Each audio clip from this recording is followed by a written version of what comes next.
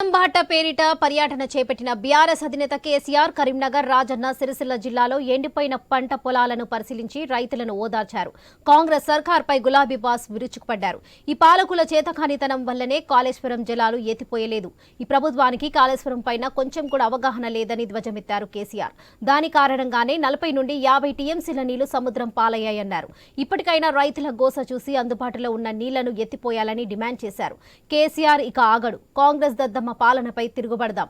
ఈ సీఎంతో కాకుంటే నేనే మేడిగడ్డకు వెళ్లి కుర్చీ వేసుకుని కూర్చొని మోటార్లు నడిపించి నీరందిస్తా అని ఫైర్ అయ్యారు కేసీఆర్. మధ్య మానేరులో నీళ్లు నింపి చూపిస్తామన్నారు. త్వరలో 50,000 మంది రైతులతో కలిసి మేడిగడ్డకు వెళ్తామని ప్రకటించారు.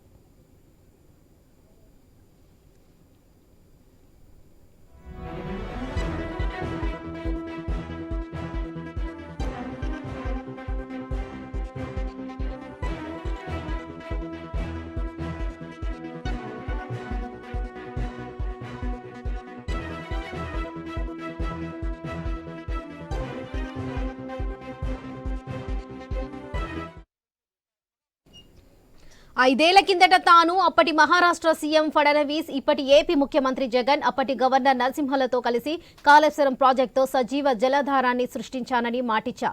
ఇచ్చిన మాట ప్రకారం 4 జలధారాన్ని కరీంనగర్ ప్రజల కల్లారా చూశారని కేసీఆర్ అన్నారు. పునర్విజన పథకంతో ఎస్సీఆర్పీకి నిరాదించాం. దశాబ్దాలుగా పెండింగ్లో ఉన్న ఎల్లంపల్లి మధ్యమ నీరు వరద కాలువలన్నీ పూర్తి చేశామని చెప్పుకొచ్చారు. ఆ సాగునీటితో లక్షల టన్నుల ధాన్యం పండిన చోటనే ఇప్పుడు రైతులు కన్నీరు పెడుతున్నారు. సముద్రంలా కనిపించిన మధ్యమ నీరు, దిగువ మానేరు జలాశయాలు ఎడారులుగా మారాయని, 2014 ముందున పరిస్థితులే ఇప్పుడు మళ్లీ కళ్లకు కనిపిస్తున్నాయని ఆవేదన వ్యక్తం చేశారు కేసీఆర్.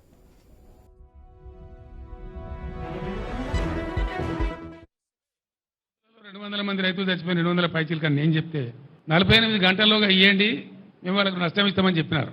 మేము 4 గంటలనే ఇచ్చినాం. ఇది లిస్టు. మేడిగడ్డను కనిపెట్టుకున్నాం.